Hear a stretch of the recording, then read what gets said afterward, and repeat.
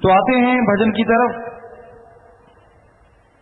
कि भाग्यशाली जीव इस घोर कलयुग में सत्संग में चल के आता है,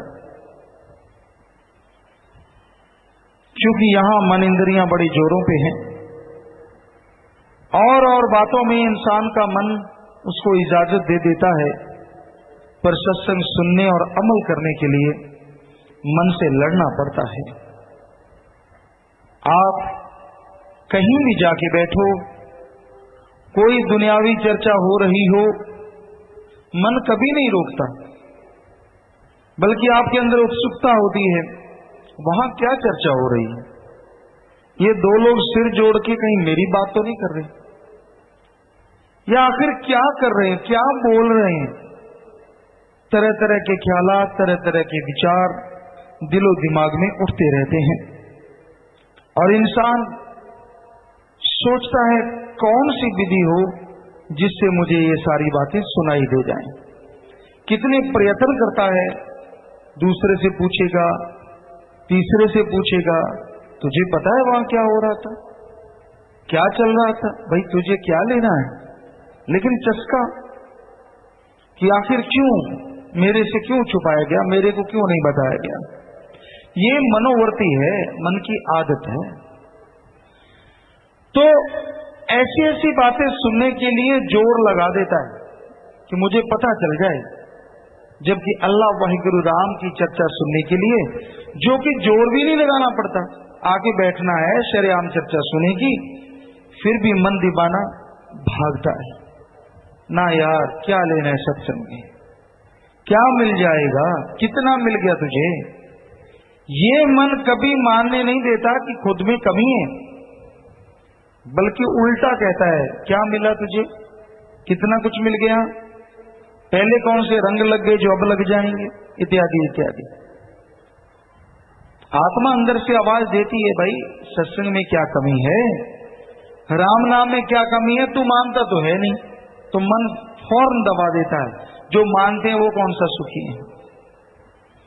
अब आदमी जाने जान तो है नहीं, उसे क्या पता कौन मानता है। बाहर से जी हजूरिये बनने से ये थोड़ी ना होता है कि मालिक की हर बात को कोई मान रहा है। आज दिखावे का युग है, इसमें बाहर से जी हजूरिये आपको बहुत मिल जाएंगे। हाँ जी, सिर झुकाने वाले, सजदा करने वाले, नमस्कार करने वाले बहुत मिल जाएंगे। वचनों पे अमल करने वाला कोई कोई है, और जो वचनों पे अमल करता है यकीनन वो दोनों जहां से अपनी झोलियां जरूर भर लेता है। जीवन के गम, चिंता, परेशानियां, डर, भय खत्म हो जाता है और मरणोपरांत आवागमन में नहीं बल्कि मालिक की गोद में जाता है। आज संसार में उल्टे चाले हैं, झूठ, फरेब सिर चढ़ के बोल रहा है। झूठ के लिए, फरेब के लिए लोग लोगों को खरीदते नजर आते हैं। अपना उल्लू सीधा करने के लिए लोग पैसे से, धन दौलत, जमीन जायदाद, कोठियां, बंगले देकर लोगों को खरीदते नजर आते हैं। और आज संसार में भी लोग झूठ की बात ज्यादा सुनते हैं, सच की मानते नहीं, सच की सुनते नहीं। पर यह नहीं हो सकता कि सच कभी खत्म होगा। सच था, सच है और सच हमेशा बना रहेगा। चाहे प्रलय आए, चाहे महाप्रलय, सत्य को नकारा नहीं जा सकता। बादल कितने दिन रहे लेकिन सूरज को रोका नहीं जा सकता। सो कहने का मतलब झूठ, फरेब कितने भी जाल बुन ले, पर वो राम नाम, अल्लाह वाहिगुरु मालिक का नाम हमेशा से चलता है, चलता था और चलता रहेगा। तो आज संसार के इस उल्टी चाले में, उल्टी चाल में जो जीव फंस जाते हैं वो दुखी होते हैं, परेशान होते हैं। इसलिए आत्मा की सीधी चाल चलिए। सत्संग में संत आपको बताएंगे, संत आपको समझाएंगे, उन बातों को पकड़ लो और उस पर अमल करना शुरू कर दो। आप कैसे रह रहे हैं, किस तरह से रह रहे हैं, कोशिश कीजिए कि अच्छे बन के रहो, किसी का दिल न दुखाओ, क्योंकि एक दिल खस्ता रखें बाहू, ले 100 वरियां की इबादत हो। एक दिल अगर आप खुश कर लेते हैं तो 100 साल की बंदगी के बराबर है, और एक दिल दुखा देते हैं तो आप पापी महापापी बन जाते हैं। किसी का दिल न दुखाइए। जितना हो सके, जितना संभव हो, सबका भला सोचो और भला करो। जितना भला करोगे मालिक आपका भला जरूर करेंगे। किसी की परवाही ना करो। तेनू यार नाल की, तेनू चोर नाल की, अपनी नवेड़ तेनू होर नाल की। कौन अवगुणी है, कौन गुणी है, इन चक्रों में ना पड़ो। आप अपने आप को सुधारो कि ठीक है, मैंने कोई गलत कार्य नहीं करना, मैंने नेकी भलाई के मार्ग पे चलना है। हालांकि ये मार्ग बड़ा ही कठिन है, इस पे चलने से लोग रोकते हैं, टोकते हैं, बुराइयां तरह तरह के हथकंडे अपनाती हैं, लेकिन यकीन मानो जीत हमेशा सच्चाई भलाई की ही होती है। इसलिए भलाई का मार्ग त्यागो ना, और किसी को बुरा ना कहो। किसी को बुरा कहने से आप अपना मुंह गंदा क्यों करते हैं? किसी को बुरा कहने से क्या मिल जाता है आपको? क्या सुकून मिलता है, क्या चैन मिलता है, कौन सी खुशी मिलती है? इसलिए किसी को बुरा ना कहिए, सबका भला मांगो, सबका भला करो। जितना हो सके मालिक से मालिक को मांगो, क्योंकि मालिक से मालिक को मांगने से आदमी को वो परमानंद मिलता है, परम शांति मिलती है, जिसकी तुलना नहीं की जा सकती। तो भाई, मानस जन्म को सफल करना है, और सफलता के लिए क्या जरूरी है जो आज संसार के लोग चाहते हैं? आत्मिक शांति। जिसके अंदर आत्मिक शांति है उसका जीवन सफल है। पर ये आत्मिक शांति, आत्मिक संतुष्टि आए कहां से? क्योंकि इच्छाओं का मक्कड़ जाल तो बढ़ता ही जाता है।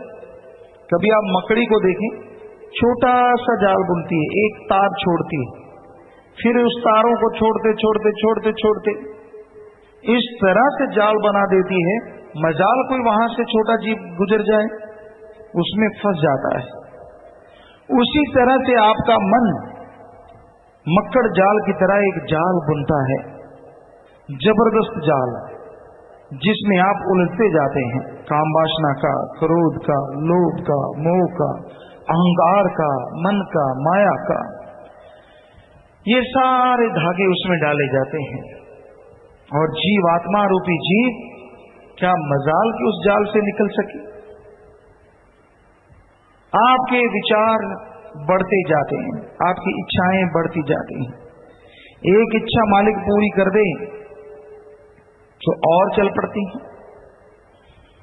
तो इस तरह से लगातार इच्छाओं का मक्कड़ जाल जीव को अपनी गिरफ्त में ले लेता है, और जीव बुरी तरह से तड़पता हुआ, व्याकुल, लाचार, सारी जिंदगी दुख उठाता रहता है।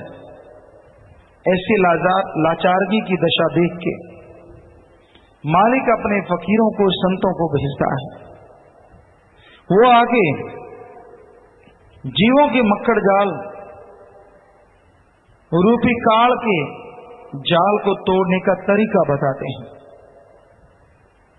जैसे मकड़ी का कितना ही बड़ा जाल हो, आदमी छोटी सी बनछटी लेके यूं यूं हिला दे तो जाल सारा तहस नहस हो जाता है, खत्म हो जाता है। उसी तरह राम नाम की लाठी से, सुमरण परमार्थ की लाठी से काल के बुने जाल को तहस नहस किया जा सकता है। आत्मा काल के चंगुल से बच सकती है। इसलिए आप सुमरन के द्वारा, भक्ति के द्वारा, परमार्थ सेवा के द्वारा अपने मन के ख्यालों के जो जाल आपके अंदर बुने जा चुके हैं उनको तहस नहस कर डालो, उनका खात्मा कर दो। उनके खात्मे से आपको रिहाई मिलेगी, उनके खात्मे से आपको चैन मिलेगा, शांति मिलेगी और आप बेचैनी के आलम से आजाद हो जाएंगे। आप परम पिता परमात्मा की दया में रहमत के काबिल बन जाएंगे और धीरे धीरे आप आत्मिक शांति को हासिल कर लेंगे। समय लग सकता है लेकिन आत्मिक शांति मिलती जरूर है। आत्मिक शांति कब मिलती है या आत्मिक शांति की क्या दशा होती है? जब जीव के अंदर कोई गम, चिंता, टेंशन, भय ना रहे, निर्वय निर्भय हो जाए, किसी बात, किसी गाली गलौज का असर होना बंद हो जाए और सिर्फ अच्छाई नेकी में ज्यादा ध्यान लगे, तो वो आत्मिक शांति है। आत्मा शांत, मन शांत सुमरन के द्वारा ही संभव है। और आत्मिक शांति से, मन की शांति से भयानक रोग कट जाते हैं। आदमी प्रभु की दया में रहमत के लायक बन जाता है। वो तमाम खुशियां उसे मिलती हैं जिसकी उसने कभी कल्पना भी नहीं की होती।